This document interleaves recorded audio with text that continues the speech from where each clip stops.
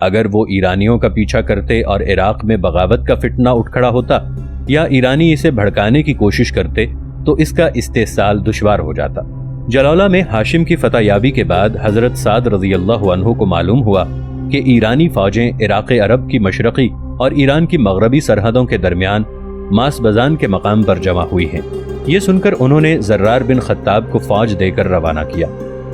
ماسبزان کے میدان میں مقابلہ ہوا۔ زرار نے دشمن کو شکست دے کر ایرانی سالار لشکر کو قتل کر دیا۔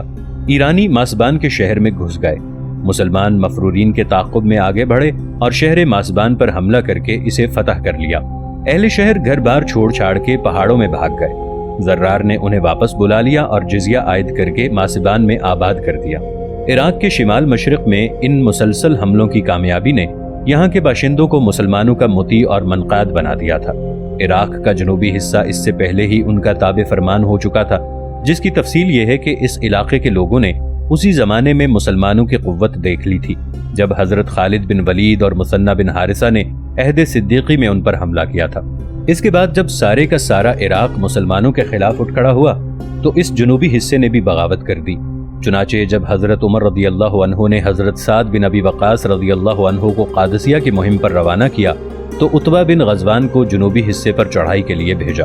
عتبہ ارفجہ بن حرثمہ بارقی کے ساتھ ابلا روانہ ہوئے، جو اس مقام کے قریب واقع تھا جہاں آج کل بصرہ آباد ہے۔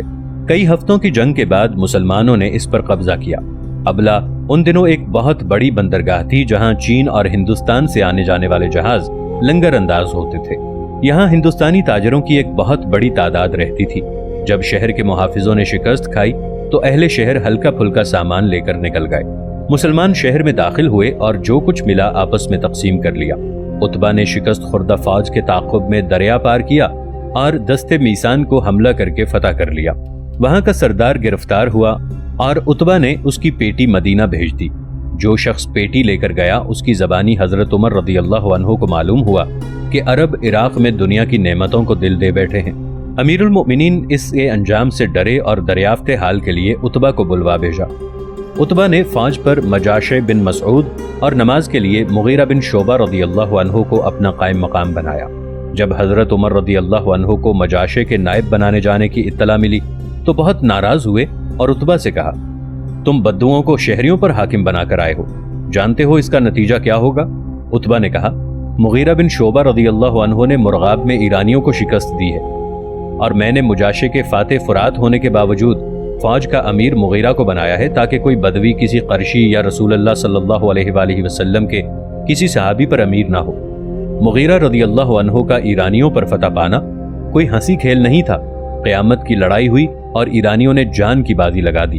اسی اثنا میں انہوں نے دیکھا کہ ایک دستہ میدان کی طرف بڑھا چلا آ رہا ہے۔ وہ سمجھے کہ مسلمانوں کی کمک آ گئی ہے۔ یہ دیکھ کر ان کی ہمت جواب دے گئی اور وہ شکست کھا گئے۔ یہ کوئی امدادی دستہ نہ تھا بلکہ خواتین اسلام اپنے اپنے خیموں سے نکل آئی تھیں اور اپنے آنچلوں کے پرچم بنا کر مردوں کی اعانت کے لیے میدان جنگ میں پہنچ گئی تھیں۔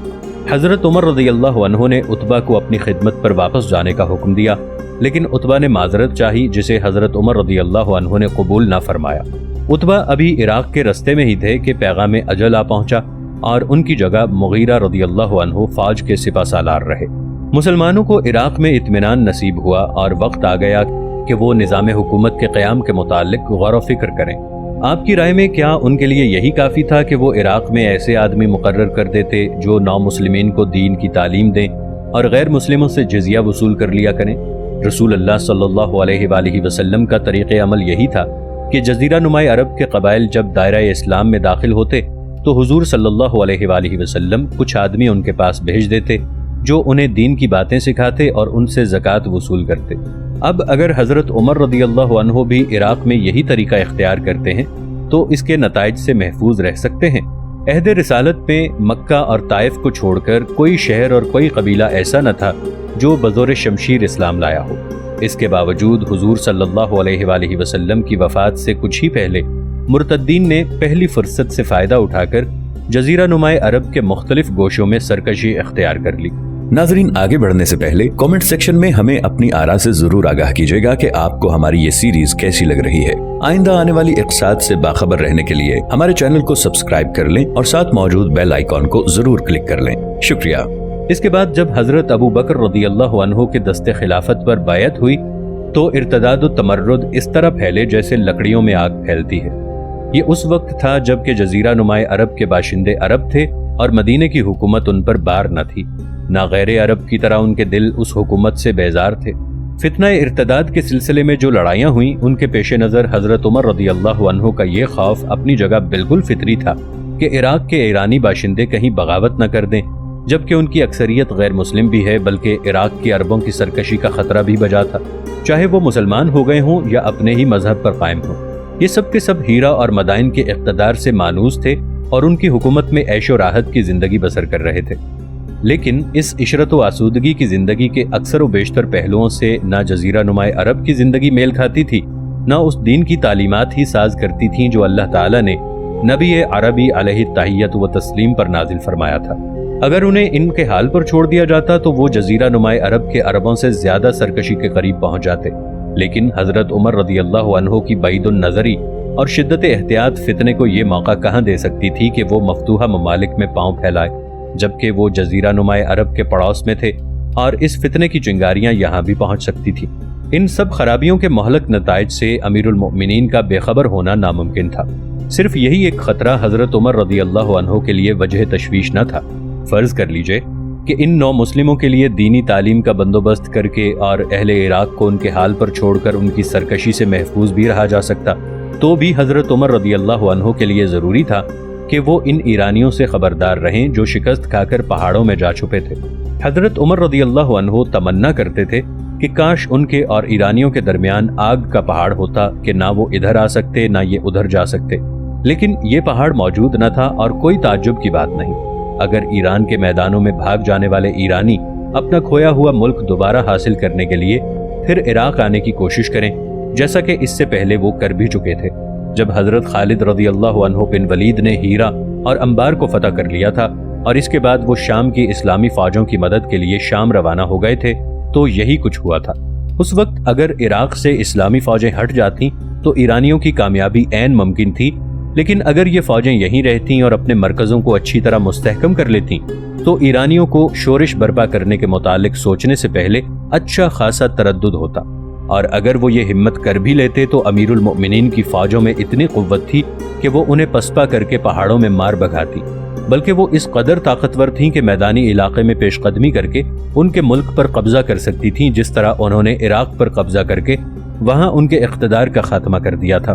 یہ دونوں پہلو حضرت عمر رضی اللہ عنہ کی نگاہوں سے پوشیدہ نہ تھے، بلکہ وہ اتنے بدیہی تھے کہ ہو سکتا ہے کہ حضرت عمر رضی اللہ عنہ نے انہیں اپنا موضوع فکر ہی نہ بنایا ہو۔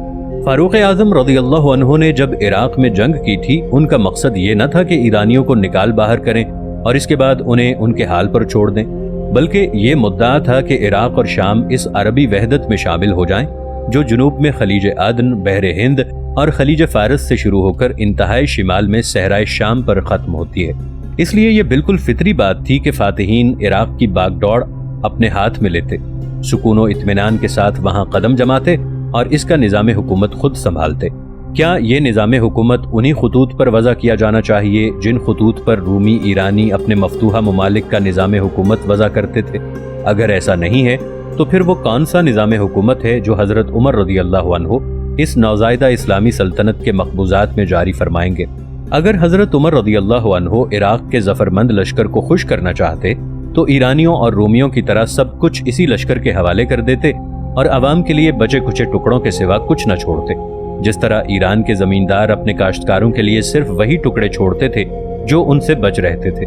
قادسیہ، مدائن اور جلولہ وغیرہ کے معرکوں میں مسلمانوں کو اتنا مال غنیمت ملا تھا کہ انہوں نے کبھی خواب میں بھی نہ دیکھا تھا، اور عراق کے مختلف گوشوں میں انہوں نے ایسی نعمتیں دیکھی تھیں جو انہیں عیش و راحت کی زندگی بسر کرنے پر اکساتی تھیں کہ وہ ان میں سے جسے چاہیں اپنی تلواروں کے سائے میں اپنے لیے سامان عشرت بنائیں۔ آپ کو یاد ہوگا کہ عراق کے ابتدائی حملوں میں دلجہ کی فتح کے موقع پر حضرت خالد رضی اللہ عنہ بن ولید نے اپنی فوج سے فرمایا تھا، دیکھ رہے ہو غذائی سامان کی اس بہتات کو جو مٹی کا ایک انبار معلوم ہوتی ہے، اگر ہم اللہ کی راہ میں جہاد نہ کر رہے ہوتے تو ہماری جنگ محض معاش کے لیے ہوتی، تو آج ہم اس پر کٹ مرتے کہ یہ صرف ہمارا ہی حق ہے، ان لوگوں کا اس میں کوئی حصہ نہیں جنہوں نے اس جنگ میں ہمارے ساتھ شرکت نہیں کی۔ اور بھلا دجلہ کے غذائی سامان کا مدائن کے غذائی سامان سے، فرات کی زرخیزی کا دجلہ کی زرخیزی سے، اور ہیرا کی عظمت اور خورنک اور صدیر کے جلال کا کسرا کے محل کی عظمت اور اس کے تخت و پائے تخت کے جلال سے کیا مقابلہ؟ مسلمان آج اس ساری دولت و ثروت کے مالک اور اس سے نعمت اندوز ہیں، آج وہ فتح و کامرانی کی انتہائی بلندیوں پر فائز ہیں، تو کیا حضرت عمر رضی اللہ عنہ کے لیے مناسب نہ تھا کہ وہ اپنے لشکر کو خوش کریں اور عراق کی نعمتوں کے دروازے اس پر کھول دیں جو کسرا اور قیصر دونوں اپنے اپنے ظفرمند لشکروں کے لیے روا رکھتے تھے؟ اس مسئلے پر حضرت عمر رضی اللہ عنہ نے خود بھی غور فرمایا اور اپنے رفقا سے مشورہ بھی لیا۔ سب سے پہلے آپ کو وہ احکام یاد آئے جو حضرت ابو بکر رضی اللہ عنہ نے اپنے سپہ سالاروں کو عراق کی مہم پر روانہ کرتے وقت دیے تھے۔ عرب ان دنوں عراق میں کھیتی باڑی کرتے تھے، انہیں اپنی محنت کا برائے نام معاوضہ ملتا تھا، باقی سب کچھ وہ زمیندار ہضم کر جاتے تھے جو عربوں سے انتہائی ذلت و سنگدلی کے ساتھ پیش آتے تھے۔ حضرت ابو بکر رضی اللہ عنہ نے اپنے سپہ سالاروں کو حکم دیا کہ ان عرب کسانوں سے بدسلوکی نہ کی جائے، ان میں سے کسی کو قتل نہ کیا جائے، نہ قیدی بنایا جائے اور نہ ان سے تعلق رکھنے والے کسی معاملے میں زیادتی سے کام لیا جائے۔ بلا شبہ یہ سیاست سر تسر حکیمانہ سیاست تھی، اور عراق کے تمام عرب اور غیر عرب کسانوں کے متعلق یہی سیاسی روش اختیار کرنی چاہیے، بلکہ اس سے زیادہ ضروری یہ ہے کہ وہ ایرانی بھی جنہوں نے فاتحین کا مقابلہ نہیں کیا یہ محسوس کر لیں کہ نئی حکومت نے اپنی مادی مصلحتوں کے لیے رعایا کو تکلیف نہیں پہنچائی، نہ کسی کو بدسلوکی کا نشانہ بنایا۔ جو لوگ اپنی جگہ سے نہیں ہلے اور جو لوگ جنگ کے خوف سے بھاگ کر اپنے اپنے گھروں کو واپس آ گئے، امن و سلامتی کے یکساں مستحق سمجھے جائیں۔ مسلمان حاکم کے لیے تو بس یہی کافی ہے کہ وہ بغیر کسی زیادتی یا دباؤ کے ان سے جزیہ یا خراج وصول کر لیا کریں۔ اس خوش سلوکی اور رعایا کے درمیان عدل و انصاف قائم کرنے سے محکوم مطمئن ہو جائیں گے اور مسلمانوں کے اقتدار کو اپنے لیے راحت و آسائش کا سرچشمہ سمجھیں گے۔ لیکن اس کے ساتھ ہی ساتھ محکوموں پر حاکموں کی طاقت و قوت کا اثر رہنا بھی ضروری ہے، تاکہ سرکشی اور بغاوت کا ہر وہ خیال اپنی موت آپ مر جائے جو بہت ممکن ہے ذاتی وقار یا قومی عزت کے نام سے ایرانیوں کے دلوں میں راہ پا لے، اور اس کے لیے واجب ہے کہ فاتح اپنے واسطے کچھ شہر مخصوص کر لیں جن میں محکوموں کا کوئی ایک بھی فرد آباد نہ ہو۔ ان شہروں میں مسلمانوں کی فوج ہونی چاہیے جو ہر وقت لڑائی کے لیے کمر بستہ رہے۔ اس طرح مسلمان بھی عراق کی بغاوت سے محفوظ رہیں گے اور ایرانی بھی فتنہ انگیزی کا خیال دل سے نکال کر ان کے اقتدار پر مطمئن ہو جائیں گے، جس کا نتیجہ یہ ہوگا کہ مسلمان ہمہ وقت عزت و وقار کے ساتھ اس ملک کی حفاظت پر قادر رہیں گے۔ اپنے رفقا سے مشورے کے بعد حضرت عمر رضی اللہ عنہ نے یہی سیاست اختیار فرمائی اور واقعات نے اس کے نفاذ کو اور آسان بنا دیا۔ اس سے نہ عراقیوں اور ایرانیوں کے جذبات مشتعل ہوئے، نہ فاتح مسلمانوں نے یہ محسوس کیا کہ وہ فتوحات کے مال غنیمت سے محروم کر دیے گئے ہیں۔ ہوا یہ کہ عراق کے شہروں کی آب و ہوا نے اسلامی فوجوں کی صحت پر برا اثر ڈالا۔ جلولہ، حلوان، تکریت اور موصل سے فتح کی خبر اور مال غنیمت لے کر کچھ لوگ حضرت عمر رضی اللہ عنہ کی خدمت میں حاضر ہوئے۔ امیر المؤمنین رضی اللہ عنہ نے پہلے تو ان کے مطالبات پر غور کیا، اس کے بعد فرمایا، باخدا تمہاری صورتیں اب وہ نہیں جو یہاں سے جاتے وقت تھی۔ قادسیہ اور مدائن سے جو لوگ آئے تھے میں نے دیکھا ان کی بھی یہی حالت تھی، آخر یہ تمہیں کیا ہو گیا ہے؟ انہوں نے جواب دیا، یہ وہاں کی آب و ہوا کا اثر ہے۔ حضرت عمر رضی اللہ عنہ نے حضرت سعد رضی اللہ عنہ سے دریافت کرایا کہ عربوں کی رنگتیں کیوں جھلس گئی ہیں؟ انہوں نے بھی یہی جواب دیا۔ حذیفہ بن یمان مدائن میں حضرت سعد رضی اللہ عنہ کے ساتھ مقیم تھے، انہوں نے ان وفود کے پہنچنے سے پہلے حضرت عمر رضی اللہ عنہ کو لکھا تھا کہ عربوں کے پیٹ پچک گئے ہیں، جسم سوکھ گئے ہیں اور رنگتیں جھلس گئی ہیں۔ اس سے حضرت عمر رضی اللہ عنہ کو تشویش ہوئی اور حضرت سعد رضی اللہ عنہ کو لکھا، عربوں کو وہی آب و ہوا راس آئے گی جو ان کے اونٹوں کو راس آئے گی، لہٰذا کوئی ایسا خطہ تلاش کرو جس کو خشکی اور تری سے یکساں تعلق ہو اور میرے اور اس کے درمیان کوئی دریا یا پل حائل نہ ہو۔ اس خط سے حضرت عمر رضی اللہ عنہ کے دو مقصود تھے، ایک یہ کہ ان عربوں کے قیام کے لیے جو مقام انتخاب کیا جائے وہ صحرا کی طرح خشک ہو لیکن اس میں صاف ستھرے پانی کی نہریں اور چشمے بھی ہوں، دوسرے یہ کہ اگر کبھی ان لوگوں کی مدد کی ضرورت پڑ جائے تو رستے میں کوئی دریا یا پل مزاحم نہ ہو۔